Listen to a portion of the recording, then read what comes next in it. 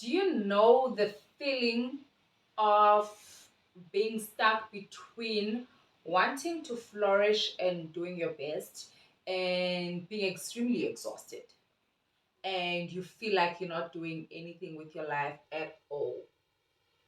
Hello, everybody. Welcome back to my YouTube channel. My name is Sia. Welcome to my personal space where I sit and I talk about things that matter. So, Cape Town spring decided that it's not springing yet, but it's not really anything new. If you've been in Cape Town or you stay in Cape Town or you've been in Cape Town a few times, you will know that our spring just doesn't spring when it's supposed to. But it's really annoying because it's supposedly the middle of spring and I'm sitting here so cold in my living room.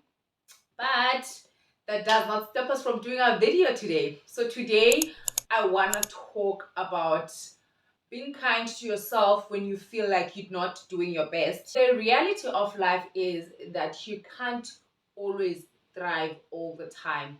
You're not going to thrive all the time, but sometimes when you are so hungry for something and you want it so badly, sometimes you feel like you're not doing enough. And obviously, we live in a world where hustle culture is thrown at our face at every turn you take because people talk about how, the motivational speakers, I don't go to sleep until my work is done. All of those things, they do play a role on how you look at yourself because you feel like if other people are able to do it, why can't I do it?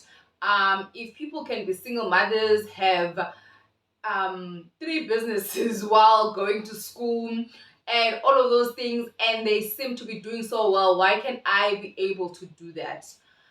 But that is not always the reality of life, and you don't know what kind of support structure do these people have in their life. It's always best for you to keep realistic standards for yourself. I'm not saying do not reach for more goals, but you always have to keep in mind that your life cannot always be like other people. So I've been very vocal about what my dream is for my YouTube channel.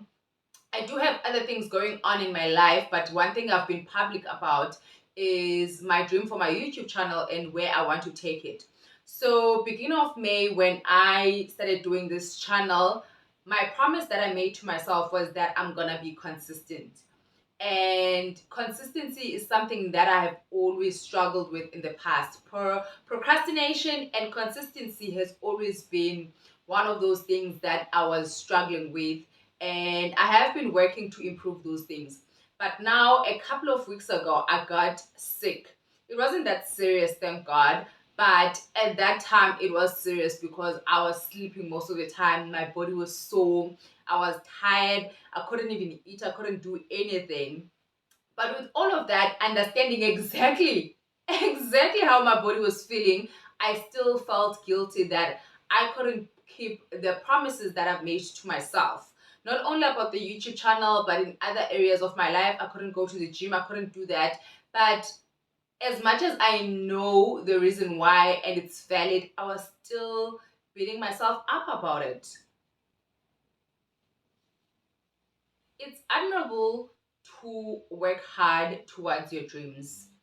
It really means that you are willing to go far and you want to work for it. You don't want things handed down in a silver platter for you.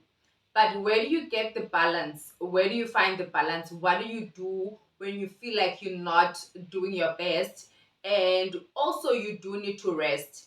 And also, where, like I said, in the hustle culture, where people talk about, I will not rest until I become a millionaire. Why are you sleeping but you don't have that degree yet? And all of those things. Sometimes you feel like you don't deserve the rest, but your body does deserve rest. It's almost seem like you have to do so much for you to be worthy of the rest that your body actually needs, because you don't want to rest but your body needs to. You may not necessarily want to rest, but your body needs to.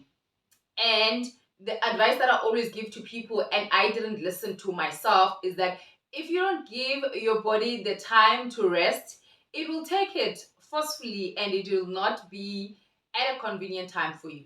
So after I got sick, and one thing about me, I do rest when I'm sick. I do not force my body because I'm not someone who's sick a lot, but I don't like to test fate. I don't like to test God. When my body is feeling sick and I'm feeling down, I will rest. I do not force things on myself because I don't know how worse I might make myself. So I did take the time to rest and take my medication when I was feeling sick.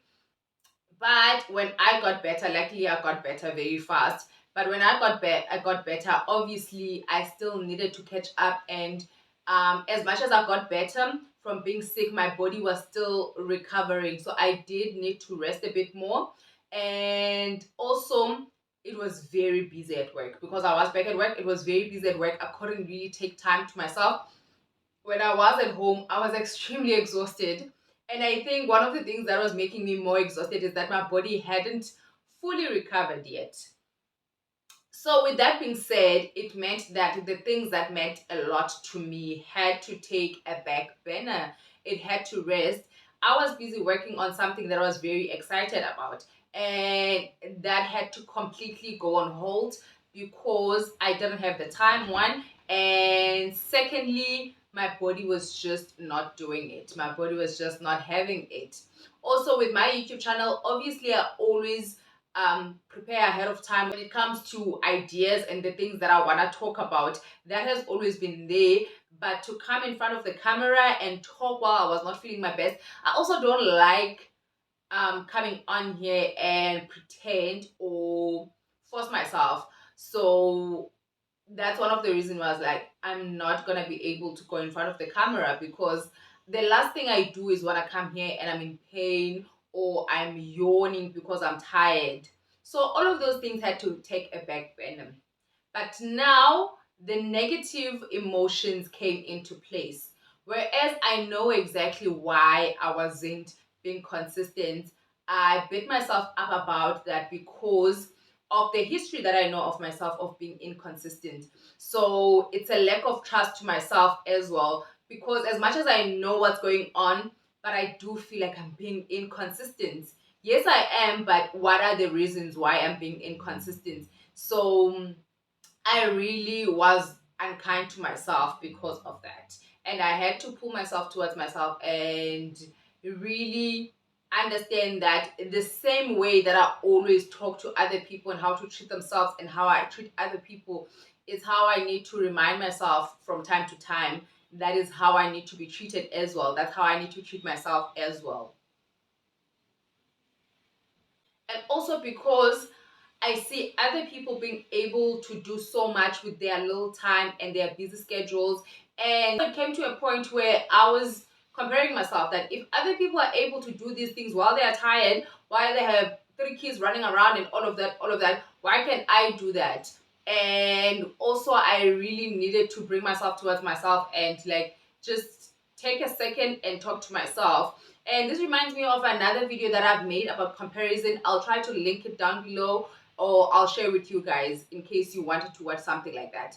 So, like I said, like I can preach it, but doing it is something else. But luckily, I always bring myself towards myself.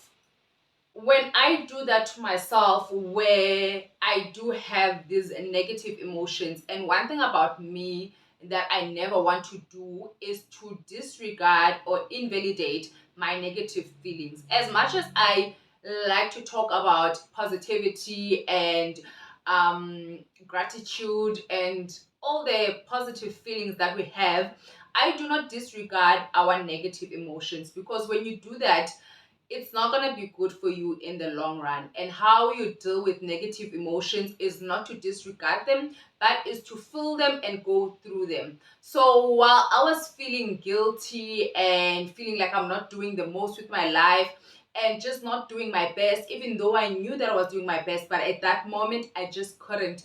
How did I bring myself towards myself, and how did I come about to feeling better about myself and feeling like I am doing the most? A few steps that I took towards getting back to a good place with myself.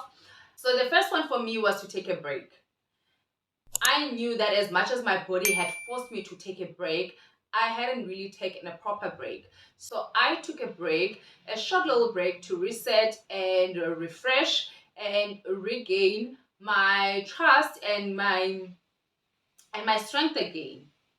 The second thing that I did was to learn from my mistakes, and I had already started that by the first step of taking a break. So I needed to learn from the mistakes that I had done in the past 3 months of me trying to reach a certain goal and not being able to do it, and realize what are the mistakes that I did and what are the mistakes that I kept on doing, and what can I learn from those things. And whenever you make mistakes, I never take mistakes as failure. I always take them as an opportunity to learn and to grow. The three was to celebrate the little progress that I've made. Always celebrate the progress that you made. Sometimes you feel like it's little progress, but when you celebrate it and you take a deep look at it and you realize that how far you have come, realize that growth takes time. So when you celebrate those little achievements and you put them all together, you realize that it's not so little after all. So the fourth thing that I did was refrain from negative self-talk. Like I said previously in this video, I do not disregard negative emotion. That is toxic positivity. But what I do is to refrain from negative self talk. So, all of those things that I was doing, of comparing myself to other people and feeling like I wasn't doing the most and beating myself up as if that I am not doing the most, I would turn that into positive self talk. I would talk about how you were sick for 3 days, but your body fought for you. How healthy are you that even when you do get a little sickness in your body fights for you, because that's how strong you are. That's how healthy you are. We are all human beings. We all do get sick. There's a bit of thunder. Not lightning. I didn't say lightning. There's a bit of thunder. I'm not really scared of thunder. My mother is freaking scared of thunder, but I'm not really. But I just felt like maybe the noise, I don't know. So anyway, as I was saying, so whenever I find myself feeling negative and I do say those negative things about myself, I always take a moment and turn those things into a positive thing, into positive things that I can say about myself. So as much as I couldn't go to the gym, but when I went back to the gym, my body was good enough. I was able to pull through and do some exercises and actually just get to a point where I'm able to do the things that I was able to do, and even see that I've gained a little bit of strength.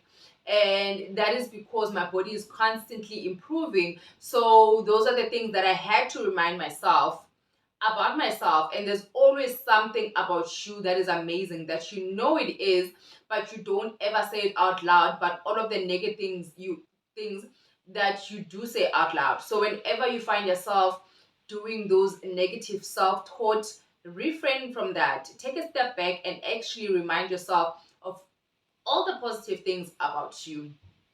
So the last thing that I always say to other people, but I seem to forget to do for myself, is to be kind to yourself.